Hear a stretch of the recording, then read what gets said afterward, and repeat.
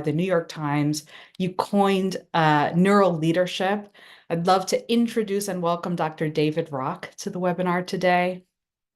Hi, Thanks, Lisa. David. Great to be here. It's been a decade. Wow, amazing. We've done so Yeah, much.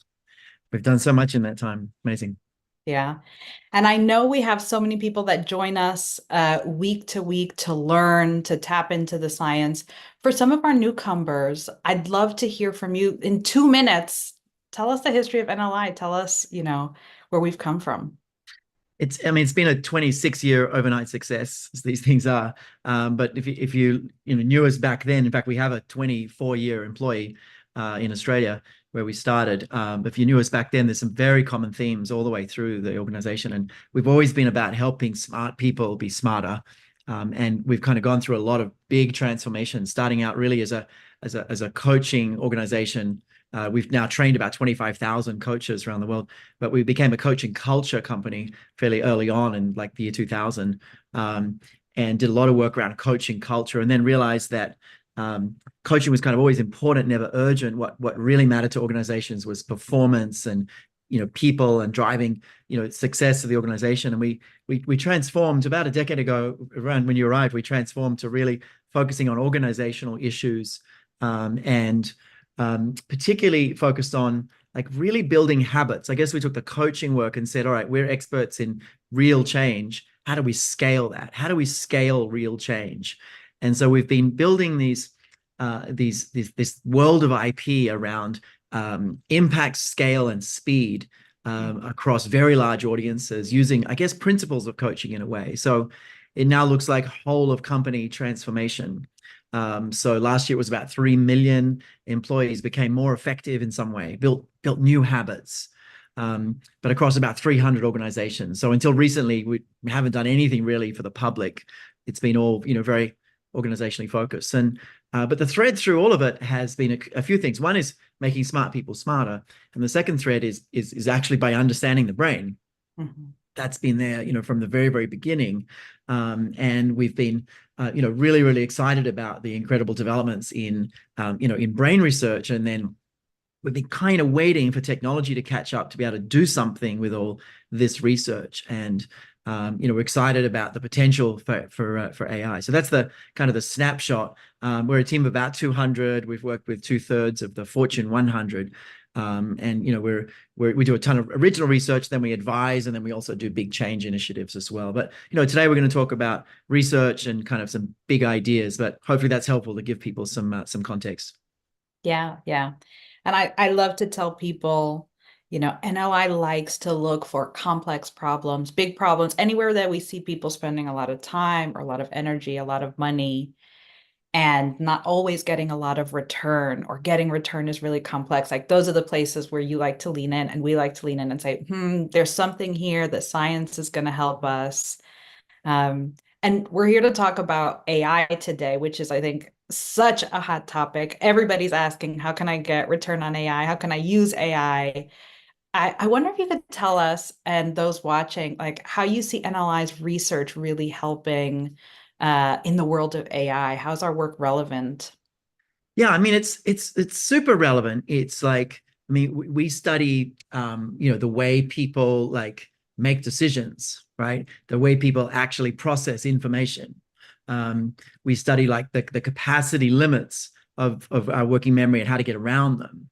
Mhm. That's so central to like the interfacing, with AI. But also like, why do people actually do what they do, and how do you actually motivate people better to do what they should be doing? And what are the biases that get in the way of the good decision making? And also like, how do you actually get teams? So fundamentally we're looking at the cognitive habits of good leadership, management, and even just working generally. So if you're then saying, look, how do we accelerate our cognitive capacity?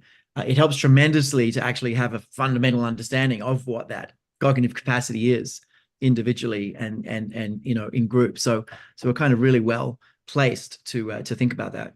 Yeah, yeah. I hear a lot from people work is changing so much, and then also work is the same.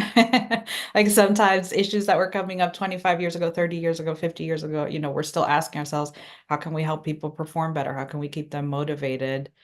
You've been observing workplaces for over 25 years now, 26 plus years through that neuro leadership lens. I'm wondering what you're noticing about AI, the growing popularity, how people are interacting with it.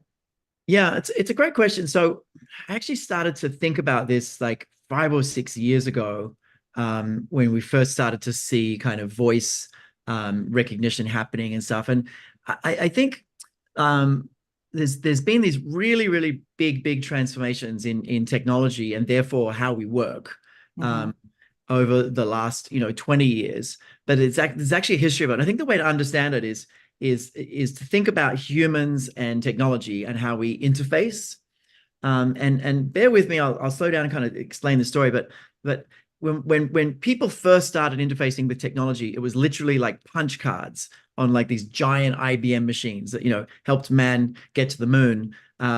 These machines the size of a room that now our phones are massively better than. But these were punch cards, so not that many people could create these punch cards and use these machines. It was a pretty low number of people. What happened is as things evolved, it became kind of hard coding, like this machine language, and you've seen that around, like the Matrix, the sort of green numbers, right? So again, not that many people could do that. Like your average grandparent wasn't hard coding, right? The Certainly some were, but it was a limited number of people, also a limited number of users Mm. for computers, right? And what happened next was a big breakthrough. We went to like basic language. We went from like numbers to words. And when it went from numbers to words in the way you program computers, a lot more people learned to program and a lot more things got programmed, right? Mhm. So huge bump. So each of these was a huge bump in the number of users and the number of uses, right? Users and users. Then we went from like basic language to WYSIWYG, and that's, people old enough to remember, was like the first Apple Macintosh, the first Windows machines, where you didn't need to code with words. You could move stuff around, right? It was a huge breakthrough in the number of people who used computers and the number of users, right? We went from that to touch screens, right? The phone. Again, a massive breakthrough. Now it became billions. Now pretty much everyone is using a computer. Like even in the sub-Saharan Africa, pretty much everyone, most of the world's population is interfacing with a computer, and the uses are almost infinite, right, with the touch screen.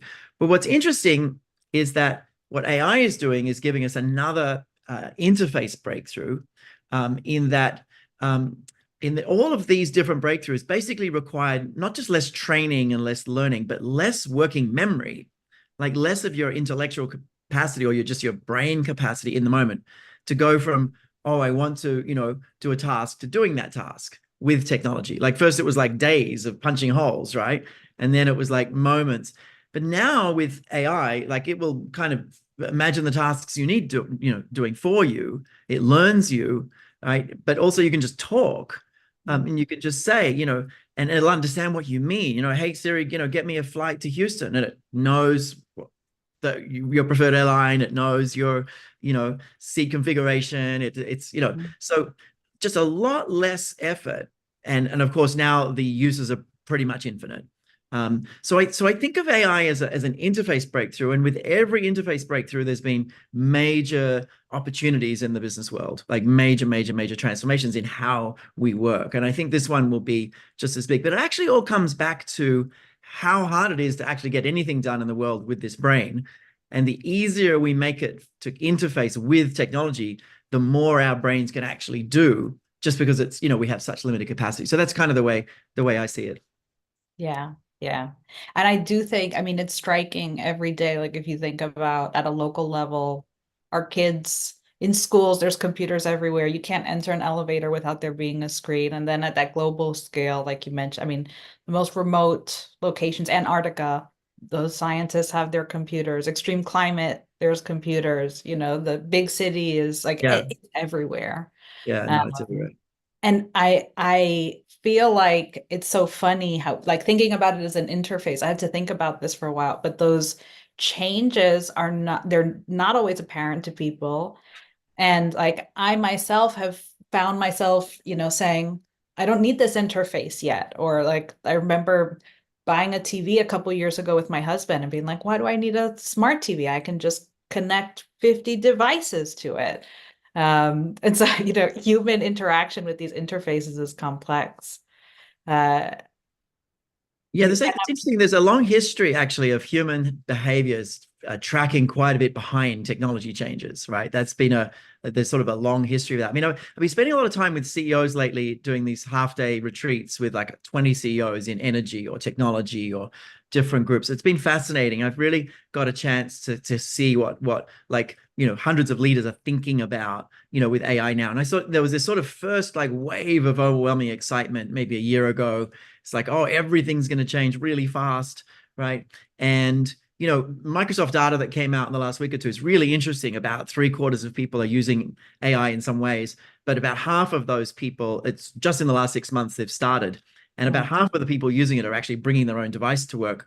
And the reason for that is a lot of companies have gone, hey, Nelly ho, just a moment. There's some real issues with privacy and risk and all sorts of things, but actually there's some real issues that this stuff is $20 a month per person for, right? That's actually a pretty big issue. If you've got 10,000 employees, that really adds up. So I think also the sort of cost issue is having CEOs just sort of minimal usage of it. It's not like every company is just going, everyone gets this all the time. But I think it's going to pretty quickly, the basic AI tools be ubiquitous, be just like, like you get grammar test and spell check, in all the platforms, right? You're not paying extra to have spell check. It's just in Google, it's in Microsoft, it's in, everywhere. It's expected, right? So I think AI is just going to be synonymous with computing power to a degree. And then there'll be these kind of specialized tools that you might pay extra for. So I think that's the sort of the trend. I notice, in Skype, you can use Copilot now, Microsoft's Copilot, just ask a question.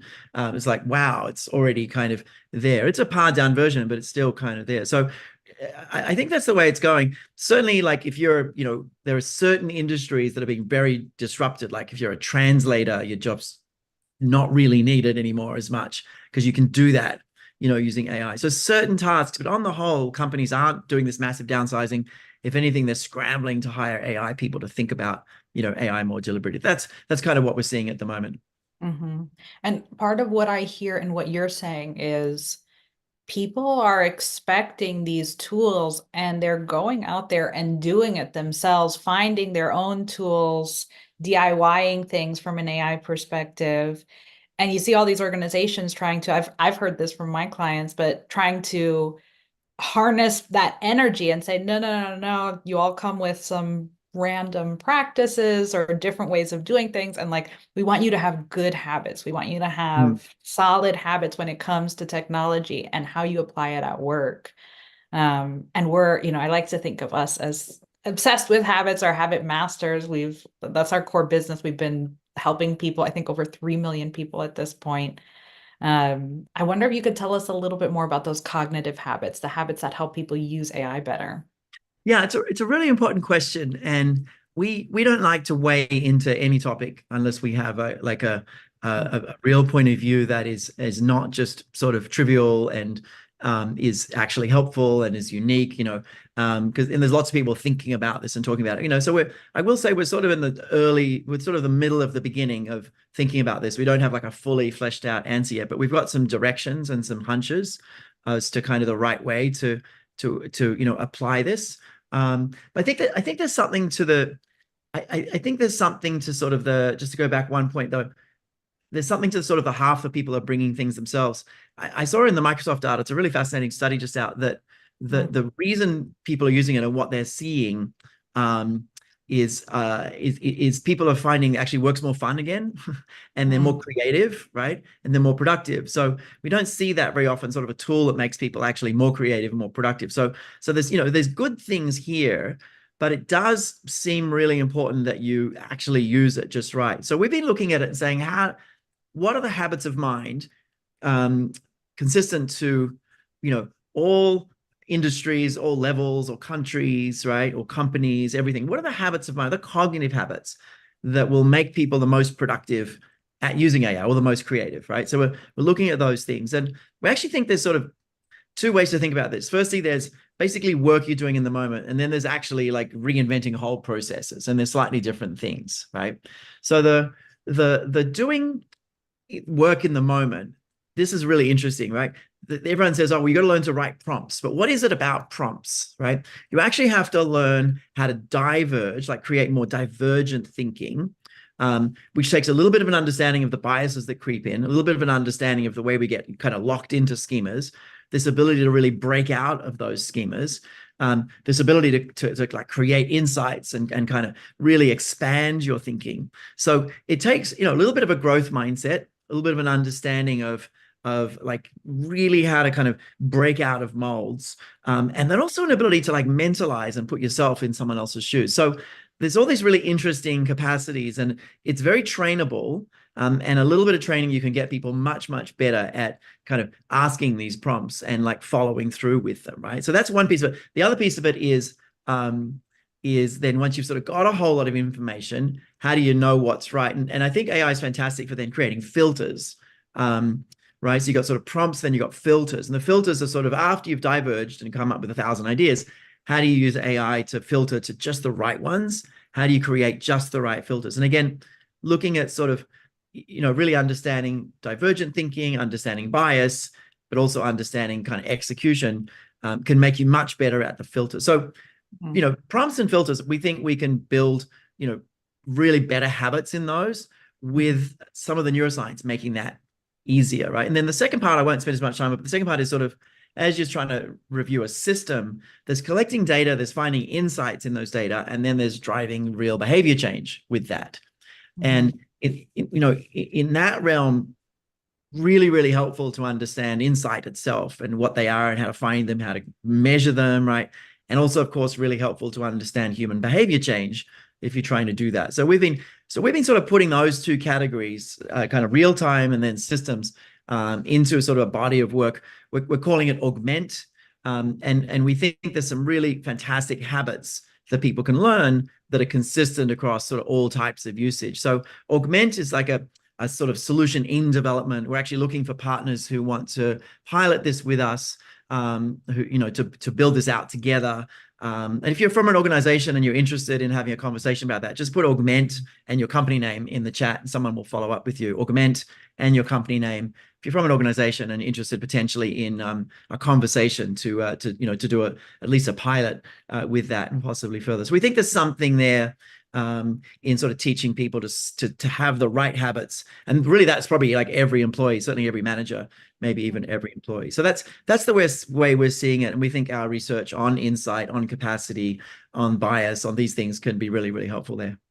Yeah, we got a great question in the chat. How can AI be used as a force multiplier for people instead of a replacement for people? And I think part of what you're highlighting, understanding how the brain works, understanding different modes of thinking, new connections, like it's really actually tapping into the human. I'm wondering, like, what do you think is the force multiplier, like that secret ingredient?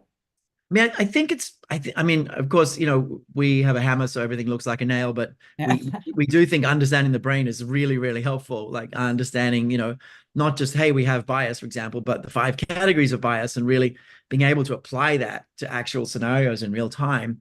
Like a really good understanding of why people do what they do, how people make mistakes, the limits of cognitive capacity. Like these things moment to moment really help you interface with with technologies much, much better. I think that's where it's going. Yeah. And I know we really, really thought about that when we started building our own AI. And I know we've been working on that for a while. Tell us where that spark came from, where it came from. We have this interesting thing, and I guess it's my crazy brain. I just like to follow the energy, right? I like to, I'm sort of creative, and I really like to sort of see where the energy is. And we've done all sorts of crazy experiments. You've seen it in 10 years. We've done all sorts of experiments, and a good number of them end nowhere. And every now and then we get something really, really right, like we did with, the bias work. But we do a lot of experiments, right? And one of the things we said about a decade ago was let's actually challenge ourselves to really, really go digital. And the reason we wanted to do that is something like the scarf model, for example, is so helpful. We're told every day, right? So helpful. There's so many situations, so many people, but it's, we taught it to 3 million people last year, but really that should be 30 million or 300 million. We're like, how do we really scale? And we said, look, let's really, really think about some kind of digital transformation. And at the time, to be honest, we had no idea what that was. But we landed firstly on this business, or the training business. We're in the habit business. Going back to our coaching roots, we're in the business of really creating human change, not like restructuring companies, or we're in the business of really building new habits. That's what we're best at. So we said, how do we apply that to technology? And did a lot of research and thinking. And we realized that a whole new type of platform needed to be created. You've got the LMS, right, which is a whole new type of platform to just PowerPoint slides, right? So how can we evolve just as much from the LMS to something even more powerful? And we developed what we call the habit activation platform, which is a concept of bringing people together into a cohort, getting them working over time, which is a critical factor. So, social learning and overtime are absolutely necessary conditions. But then the third necessary condition, which was really critical, is actually creating really a good level of insight, like a pretty strong aha moment for people. And so we've been experimenting for decades, really, with how do you create insights at scale, and coming up with all these different strategies and testing. And that's been one of our grandest experiments. How do we create insights at scale? And, if you say to me oh, I want people to be better at, managing emotions, I can tell you the actual insights they need and what's the best story and what's the best science to get them to that insight. That's kind of the architecture we've been building: the right story, the right science for the right insight to build the right habit. So we've been all right, how do we kind of create a platform that creates insights socially over time? And then we built that, and we just launched that in literally February for the first time with one solution. And we're going to slowly put all our solutions, all our 30-day sprints, into this habit activation platform. And I think we did a session about that at some point, or we're going to, but just on what this platform concept is. So you're going to see a lot more from us. But what we did, the sort of first solution we put out there, is we said, look, we've got all these amazing modules on growth mindset and mitigating bias and better feedback and all this stuff, 15 of these modules, but we've never had this foundational leadership model, or sort of manager or leadership program that gave everyone the basics, right? And we found there was a huge gap in that, and we'd been building custom versions of this a long time. We said, all right, let's build something that gives managers all the things they need. And how do we do it? So we launched Lead. It's now a 6-month experience. We did something we've never done before, which was we've opened it to the public. My team can maybe put a link in the chat to that. So it's now available for individual contributors anywhere. They don't even have to work for a company to get in and learn this work. So we created Lead, and Lead basically takes you 15 minutes a week for 6 months through all the foundations you'd need to be a better manager or leader, but based on understanding your brain, right? With a lens of growth mindset, with a lens of psychological safety, with a lens of accountability as well, and very much an inclusive approach, and, all about more creativity, customer centricity, all of this. So it's not a program, perfect for every company, but perfect for certainly all knowledge companies and STEM companies, and even just, anywhere where there's folks who, need to perform better. So, you're not just driving people into the ground, you're trying to, engage and inspire people. It's a good fit. Anyway, I digress. What we saw along the way is we were imagining people using this, and there's 6 months of amazing experiences in this. And I was having this kind of brain freeze of going, what if someone joins the program and week 2 they go, I'm having a real conflict with this person. What, that's not till month 5, right? Or they come in and say, look, I really want to run shorter meetings. I'm loving these first 2 months learning about my brain, but today I need to run shorter meetings. And at first we were like, well, let's let them jump around in the program. And then I had this big flash of insight, and it was, there's these 2 types of learning. There's just in case learning, which is what Lead is, but there's also learning in the flow of work, right? Which is you're doing something and you're learning as you're doing it. I was like, wow, there's so much in here. Wouldn't it be amazing if you could literally ask any question and you could get an answer straight away? And we thought, first of all, about a human coach, and we realized how impossible that was. But then we said, all right, well, let's see if it's possible was a crazy idea at the time. Like no one in our team understands AI or anything like this. But we said, let's see if it's possible to build an AI and power it with the thousands of pieces of content and thousands of ideas we've developed that all fit together, so that someone can come into lead and say, like, on the first hour, oh, look, help me run better meetings, show me what to do, and get just exactly the right answer that you need, right? And be able to dig in and all this. So at the time, it was like, this sounds crazy, and yet somehow we have some amazing, talented people, and we're able to pull something together. And we just launched it. We decided it's neurointelligence, not just artificial intelligence. So we called it a neuro-intelligent leadership enhancing system, or NILES for short, right? So NILES is actually using, in fact, Rachel, you use NILES. I use it all the time. How many times a day are you using NILES, right? These days. I know you just had it for a few weeks. Yeah, so definitely every time I have to write an email that's taken me too long, every time I'm going into a meeting where I want like to leave people feeling inspired, at least Yeah. 5, 10, 20 times a day. I can't even keep count. A lot. It's a Yeah. lot. I'm using it all the time. Like, I've got it Yeah. open all the time. It's super helpful. And it's essentially like the best GPT you can get out there, right? Like, so we've built on OpenAI, the best, but actually then fine-tuned with all our research. So we see Niles as a more human AI, right? This is a really important tagline. And no one can steal that, because that's our tagline for Niles, a more human AI. It literally is something that gives you answers, but actually understands humans better than normal AI. Like, actually understands what human capacity and human bias, right? And how to get people to do things, and how to create more insights. And all our research is actually about humans.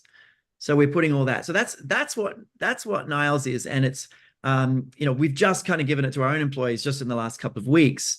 And we're still at version 1.5. It's still early. It's a lot still to train it on, and lots to go. But we've actually started opening it to organizations as well. I think our first partners are rolling it out this month. So we're, as you can tell, I'm pretty excited. Yeah. But before I dive into everything, where did you want to go next there, Rachel? Well, we got some questions in the chat. So somebody asked, where can I interact with Niles? And we even have some folks that are using Niles right now. Anybody that is part of the LEAD program gets to use and benefit from Niles, but where can people access Niles? Yeah, so right now we've created like a sort of holding place, and it's just askniles.ai. You don't need anything else. Ask Niles, ASKNILES.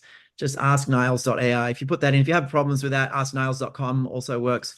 But askniles.ai gets you there, and you'll basically fill in a form, and then shortly, when we open that to all individuals, you'll get access to that. We're going to do some time free with that to get to use it. So if you're from a company and you're interested, just put Niles and your company name, and we'll talk to you about getting a pilot going in your company to 100 people or so to start using it. And that's a little bit more of a commercial model, obviously. But if you're from a company, just put Niles, your company name, and someone will reach out to you. But it'll be accessible to individuals shortly.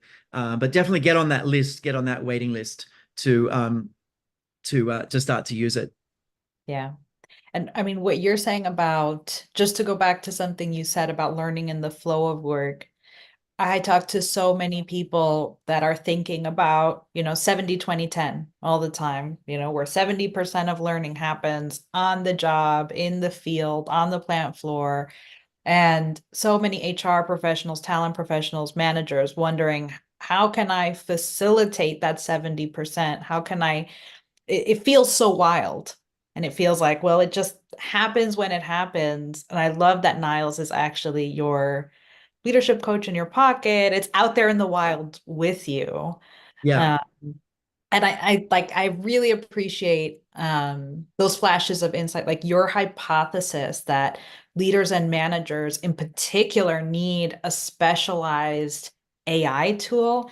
We're seeing so many specialized AI tools. We're seeing lawyers have their own tools. They have Paxton AI and Westlaw AI, and healthcare has Yeah. diagnostic tools and AI powered clinical decision systems. And can you tell us a little bit about why you think leaders and managers need a special AI tool?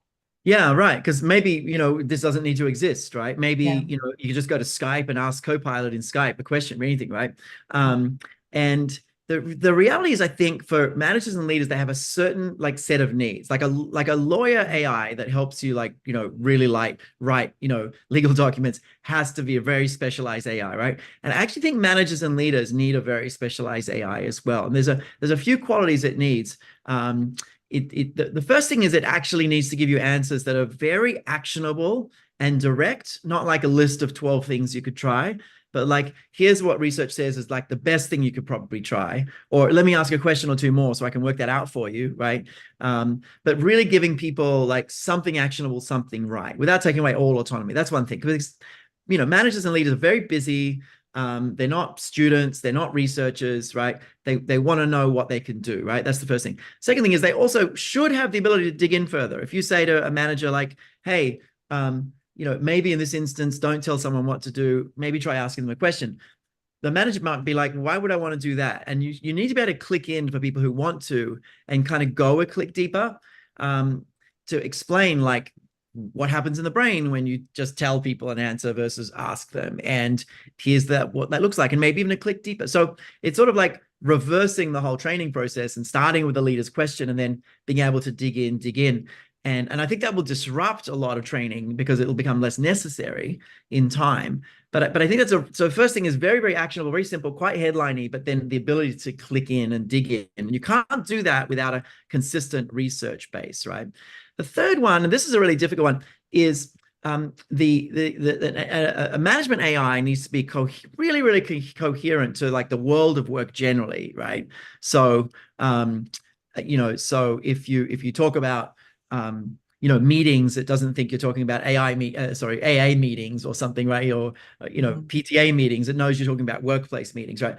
But also it should be consistent to that industry and maybe even that company, right? If you're a slightly larger company, even 1,000 or 10,000 employees, you want an AI that understands you're in the technology space, right? That you're very, very global, that there are issues with that, and that your values are, X, Y, Z. So you actually want an AI for managers that like aligns to the values you're trying to create, the culture you're trying to create, right? You just go straight to Copilot or something, your managers are getting the exact same answer every single manager in the world is getting on like how to deal with conflict. Is that right? No, right? You might be a much more humanistic company from the Netherlands who, really wants to appreciate human values more. It needs to be tuned to that. Right. So there's the sort of context of the world of work generally, the context of your industry, the context of your country, company, those things, and to a degree, country, right? If it's a Middle Eastern AI, it's going to need to be different to an Irish AI. I'm sure there's a joke there. I'm not going to make it because I'll be really inappropriate accidentally. But definitely there's something to really tune to the culture of the company, right? And the needs of that company. And then a really, really big one actually is it actually needs to focus on the knowing doing gap. So it should really build habits, right? Not just give information, hey, go and try this, right? It should actually close that knowing doing gap, right? So we're imagining, and this will be in a version shortly, at the end of sort of a short answer, Niles will say, hey, would you like to dig into something there? Or would you like me to ask you some more questions to help you have your own insights here? And so Niles is getting trained in brain-based coaching so that, which is an incredibly powerful, efficient coaching approach, right? That will help people have, come to their own insights as well. And that's one of the best ways of like getting people into action. You're not just telling them something, you're helping them have insight. So the knowing doing gap, I think, is the big piece. So those are the four things, like actionable, direct, able to really dig in further, coherent to the, to work, to industry, to company, and really bridging the knowing doing gap. So things become habits. We think those are the four critical things for a management AI to really work. Yeah. And we're getting great questions and activity in the chat. Mariana asked about whether Niles can be customized to the values of an organization, their desired culture. Yeah, absolutely. Absolutely. We're looking to do that. And, we may even like upload like all your HR practices and tools and policies in there as well. So you've got one tool for like how to interact the right way, as well as what you should be doing, in an emergency, or, how to deal with the promotion and things. So the ideal thing is you've got really both, all in the one tool. So we're definitely imagining something that will do all of the above. Yeah. And we have a question here about whether people might become over reliant on AI help. Will people get addicted to AI help and lose their creative thinking and their practical thinking habits? Will we just over rotate too much? And I think that it's tied to the knowing doing gap for me, like there are so many tools that we have at our disposal. I remember this thing I saw, like an old like one of those historical documents where teachers were complaining about kids writing on chalk and or people reading the newspaper every day or having print Right. materials. I think there's always that fear, but some of the habits that you talked about earlier, like teaching people how to use it to become more creative, how to manage that divergent thinking, the convergent thinking, how to use it to enhance their insights. So that this way it's almost like a mental trainer, not a Yeah. replacement. Yeah. I mean, yes, people continue to have that augmenting fear, and it's true that there'll be some industries where there'll be some downsizing. Like, if you have 100,000 consultants Yeah. doing accounting work, you might need 90,000 consultants, in 2 years' time, because you can just process stuff. It's true there might be some downsizing, but on the whole, there's also going to be a lot of reskilling and organizing a lot of new people to train. But I think at an individual level, it does make people, more, effective, more creative, and even making work more interesting and more fun in a lot of ways. He's doing less of that annoying, sort of detailed, repetitive work. You're able to move to that higher level work. I actually asked Niles this exact question. I don't have the answer handy, but I actually asked Niles this question. He got an amazing answer on it, and sort of all the way down to exactly how you make sure that you develop real capacities with this. It's an interesting question. But that knowing doing gap, I mean, I think that's such an important piece of this, because it's, like anyone can just build an AI that draws on some examples of things you could try, but how do you actually get leaders to really take action and be different? If Niles is tuned to a more inclusive approach from maybe a Scandinavian company, right? How do you actually make that a habit, not just when someone asks Niles, right? Mm-hmm. You don't just want like people to do the right thing when they just ask Niles. You want Niles to actually read that this is an opportunity for really building a habit and kind of start that conversation even with that leader, right? It's going to get really interesting, kind of how that works. So we're imagining in future versions, and I guess we'll come back to this, but we're imagining some really interesting things in future versions that are really proactive as well. Mm-hmm. So tell us a little bit more. I think we should click into that a bit. We've been tackling that knowing doing gap for 26 years. How are you really focusing on that? And maybe you could even show us through Niles, like maybe we see through what Niles Yeah. does today. Yeah, I'm not sure how much of a secret sauce I want to give away of exactly how we did. Okay. I Yeah. will say the essence of it is you're trying to generate insight, Mm-hmm. right? Like really using a coaching approach will be a big piece of it. You're trying to Yeah. really generate insight for people. You're also not giving them large lists of things. You're giving them like just the right amount of options, right? You're Mm-hmm. making those options really doable, actionable, and then sort of have the way you ask the follow-on question. And then you're even weaving in like principles of accountability. Like Niles might ask you, hey, do you want to share that with someone so to help you remember to do this, right? So you're weaving in principles of accountability, in there as well. So we're really thinking about behavior change, not just like, hey, here's an answer, right? How do we really make the behavior, make the behavior change really, really happen? Maybe we should show people. I'll just show you a couple of Yeah. examples to sort of bring this alive. And folks, this is something fun. I'm going to share screen and just kind of show you the current interface for Niles. It's not yet an app. We're working towards that. It's currently just a web page that you can pull up on your phone or iPad or laptop. Keep the browser open, and you can have as many windows as as you like open of it, different kind of conversations you're having with it. But that's the current format. I'll show you. It's not the prettiest thing in the world yet. We're sort of still building that, but it has it there. And I'll just show you a couple of examples and think about questions you might like to ask Niles, and we'll pick a fun one and ask Niles in real time. So just kind of so you can get a sense of what's possible. Okay, can you see that? Is that coming up? We can. There we go. So I asked Niles, this was just I'm not actually anxious about this right now, but I thought this is a question that people are often wondering, right? I get asked a lot. I'm anxious about one of my team maybe being a flight risk. What can I do? Let's make this a little bigger. So it says sort of, a little bit of preamble, based on research. So firstly, and I'm not going to read everything, but frequent forward-looking conversations, shift from performance evaluations to future-focused discussions, constant dialogue. So high level, that's super important, right? Foster a growth mindset, right? So and again, this is one of those things you might want to dig into, like, hey, tell me more about growth mindset and what is it, how do I really build it? And then third one, actually make sure you're not being biased accidentally, right? Maybe you're missing like this person's skill. So those are sort of three really good high level principles, but then you're like, actually, but what can I specifically do when I meet this person today, right? Oh, okay, sure. If you're meeting today, here are three things. So firstly, ask explicitly for feedback, right? So you ask them, ask for them for feedback on how they feel about their role, the team, the organization, right? Fantastic thing. It's exactly what I would have said they should do. Discuss their career aspirations, so really understand where they're trying to head, offer support and resources, right?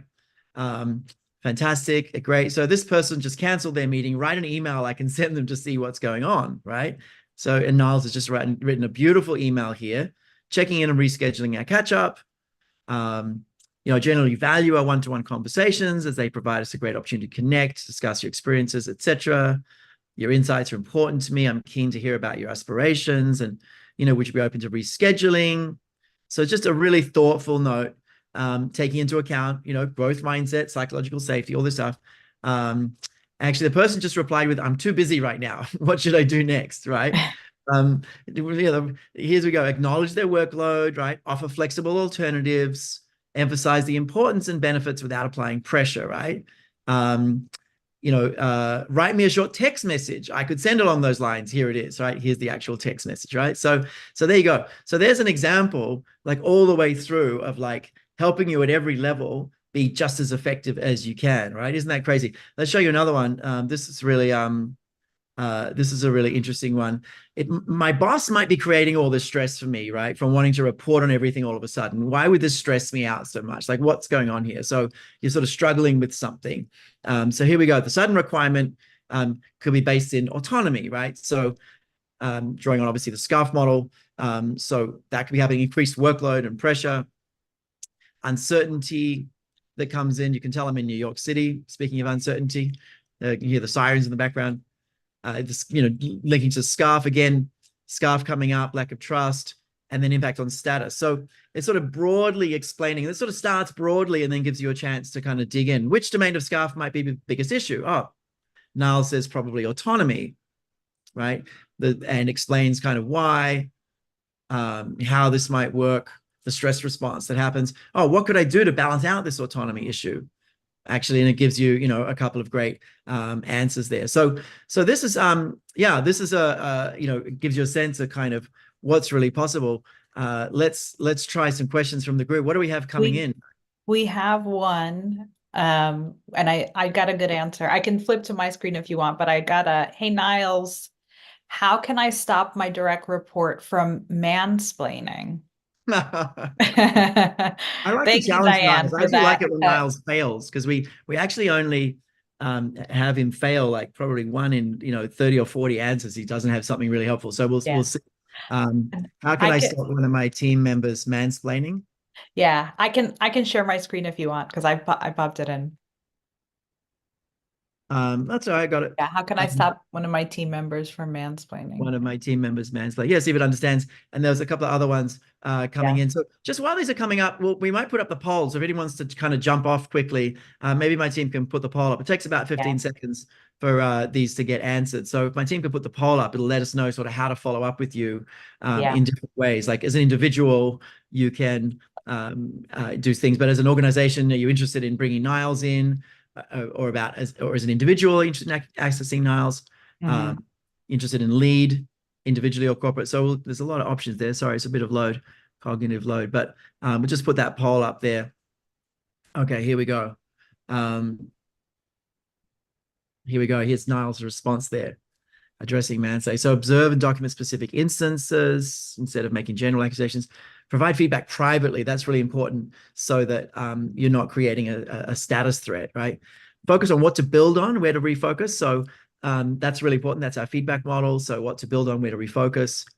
Encourage self-awareness, set clear expectations for communication, offer support, and then follow up. Maybe it'd say, if I had to do just one thing, um, you know, in my next meeting, what should I do? And it understands the context. Mm-hmm. See what Niall says about that. And we'll just yeah, and we've got some fun disclaimers there. Also, Yeah. Niles is just learning, just like we all are all the Yeah. time. Niles has a growth mindset. Do you have another question while we're working on that? And then Yeah. There's a great question. How do I prepare an individual contributor to become a leader? It's a good question. How Yeah. do I prepare an individual contributor? You'll see my bad typing to become a leader. Yeah. And we Okay. did get a question, as you put that in there, we did get a question about whether Niles is available in multiple languages. Yeah. Maria, we're still testing that. So we know that if we ask Niles a question in Spanish, it replies in Spanish, but we're still testing the model a bit. It's like it's just crazy. It's just crazy. So yeah, you can see that the Niles answer to the previous one was do a what to build on, where to refocus, and then it's just it described kind of how to do that. So yeah, we'll do this last one, and then I know there's some closing comments about kind of the future of Niles and what we're thinking about and how to get involved. But Yeah. just answer this last question. Really, really fun questions. And here's the craziest thing is that you can use Niles for basically any of your work as well, because it's built on, OpenAI. So it has, if there's not an NLI answer, there's actually an answer from the wider world. Like I recently said, I'm going to Singapore. Can you tell me a good place to have lunch that's quiet and will help us have big thoughts?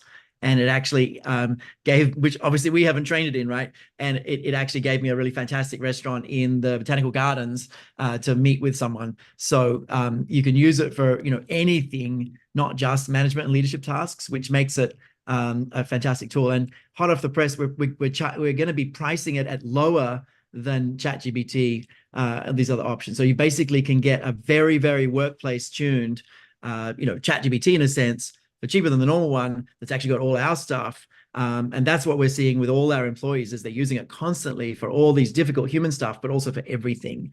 So, it's fundamentally just a more human AI, not just for workplace things, but overall a more human AI, which we're really excited about. It's kind of a crazy idea. Here we go.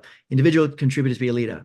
Assess readiness aspirations, personalized development plan, provide leadership opportunities, encourage networking, foster a growth mindset, model leadership. So this is good, but then you sort of want to get really specific, right? You want to be able to say, all right, what can I do today? Give me 3 things I should do today.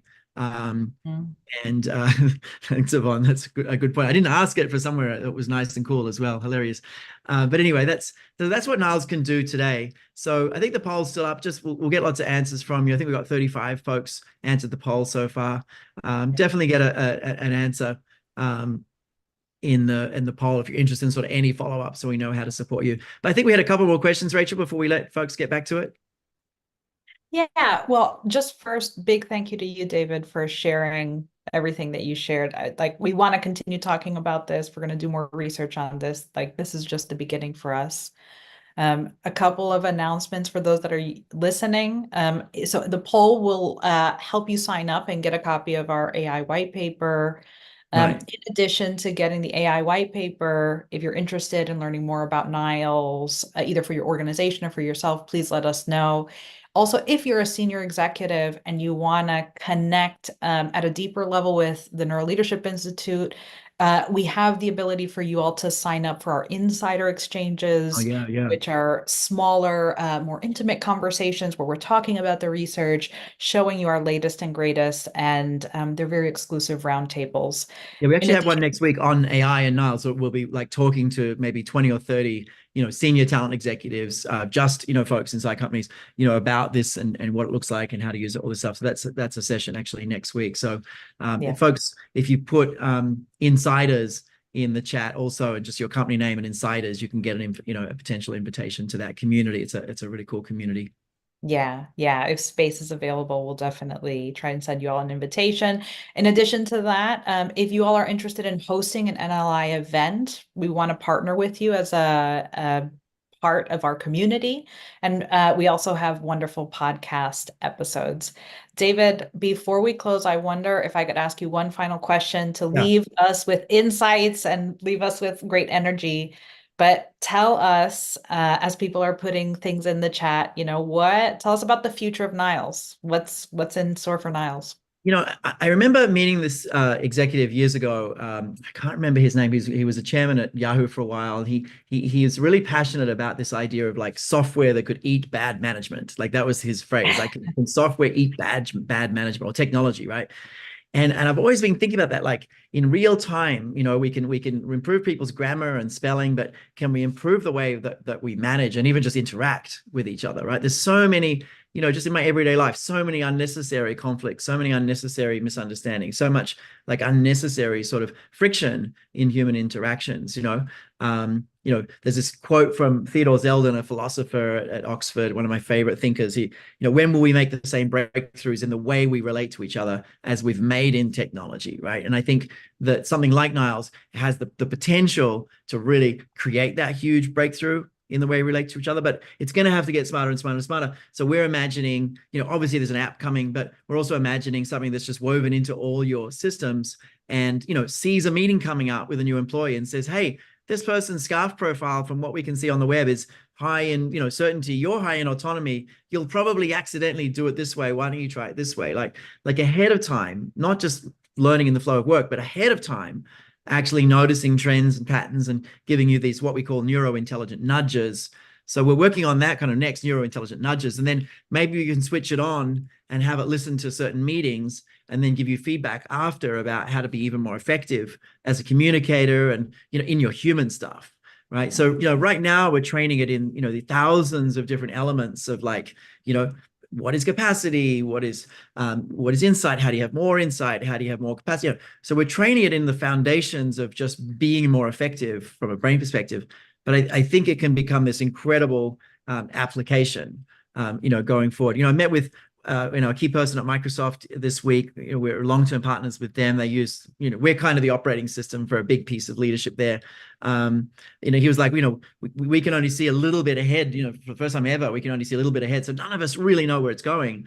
But we're excited about, just as we have been for 26 years, helping smart people be smarter and doing that through the lens of how the brain works. And the technology is sort of finally caught up for us to be able to do something meaningful with 26 years of research. We've always been wondering, what will we do with all this stuff? So it's really awesome that we're finally able to find a way to do something with all this kind of hard work we've done. And hopefully it can help, tens or hundreds of millions of people be more effective. So as you can see, we're excited. Rachel, thank you for your incredible conversation and also for everything you do behind the scenes. I know you work incredibly hard to make big things happen there. So thanks so much, everyone, for being here as well. Really appreciate it. Yeah. Well, that's official. We want to say farewell, folks. Have a wonderful day. Thank you all. Thanks for joining.